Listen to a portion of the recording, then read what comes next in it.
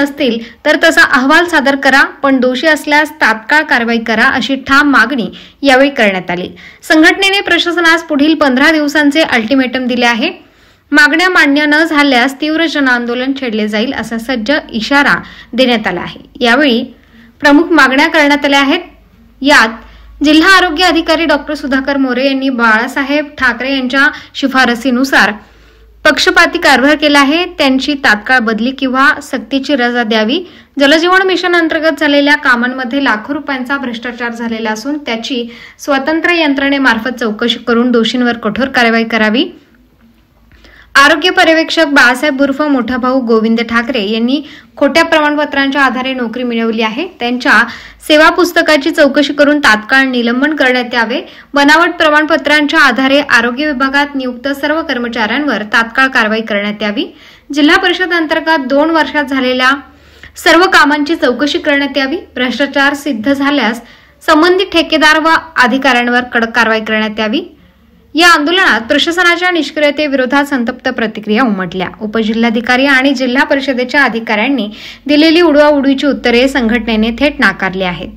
आम्ही कोणतीही राजकीय पोळी भाजण्यासाठी नव्हे तर नाशिक जिल्ह्यातील जनतेच्या हक्कांसाठी लढत आहोत। प्रशासनाने जर वेळेत जागे होऊन योग्य ती कारवाई केली नाही तर आगामी काळात आम्हाला तीव्र जनआंदोलन करावे लागेल आणि त्याची संपूर्ण जबाबदारी जिल्हा प्रशासनावर राहील असा इशारा करण गायकर यांनी दिला। यावेळी उपोषणाला पुढील पदाधिकारी उपस्थित होते। करण गायकर, शिवाजीराजे मोरे, शिवा तेलंग, नवनाथ शिंदे, आशिष हिरे, डॉक्टर किरण डोखे, नितीन सातपुते, सुभाष गायकर, वैभव दळवी, विजय वाहुळे, मनोरमा पाटील, सविता वाघ, भारत पिंगळे, दिनेश जाधव, शुभम महाले, प्रशांत सूर्यवंशी, अमोल देवरे, दीपक पवार, राकेश पाटील, जयेश मोरे, अर्जुन फरकाडे, दत्ताजी पवार, कणसे बाबा, विजय महाराज जगताप, संदीप मोरे, चेतन देवरे, राकेश पाटील आदींनी प्रशासनाच्या विरोधात ठाम भूमिका मांडली।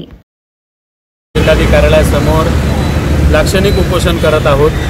त्यामध्ये आरोग्य विभागातील बोगस व अपात्र कर्मचाऱ्यांविरुद्ध कारवाई झाली पाहिजे।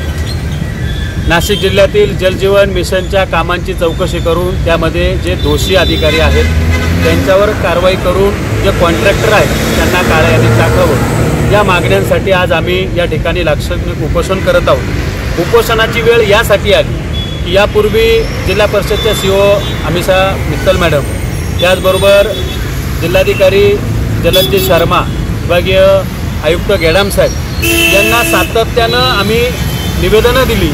माहिती अधिकारात आम्हाला जी कागदपत्र मिळाली ती कागदपत्रही सबमिट केली की आरोग्य पर्यवेक्षक बाळासाहेब उर्फ मोठा भाऊ गोविंद ठाकरे हा बोगस माणूस आहे। या माणसाने शासनाची दिशाभूल केलेली आहे। चुकीचे कागदपत्र त्या ठिकाणी दाखल करून स्वतः पदोन्नती मिळवलेली आहे, स्वतः त्या ठिकाणी नोकरी मिळवलेली आहे। शासनाची सरळ दिशाभूल करून फसवणूक करणाऱ्या व्यक्तीला जिल्हा आरोग्य अधिकारी डॉक्टर सुधाकर मोरे हे सातत्यानं पाठीशी घालतायत। म्हणून त्यांना सक्तीच्या रजेवर पाठवून या बाळासाहेब ठाकरेंवर कारवाई करून शासनाची झालेली लूट परत वसूल करा, यासाठी आम्ही त्यांना योग्य ती सर्व कागदपत्र दिले असताना सुद्धा जिल्हाधिकाऱ्यांनी त्याच्यावर फक्त एक ठातूरमातूर कमिटी स्थापन केली। ती कमिटी सुद्धा या सगळ्या लोकांना वाचवते। त्याचबरोबर जलजीवन मिशनच्या अंतर्गत जिल्हाभरात जी कामं झाली गेल्या 2 वर्षात त्या कामाची चौकशी करावी, इतके साधे प्रश्न घेऊन त्यांच्याकडे वारंवार चर्चा केल्यानंतर पत्रव्यवहार केल्यानंतर सुद्धा आम्हाला त्या ठिकाणी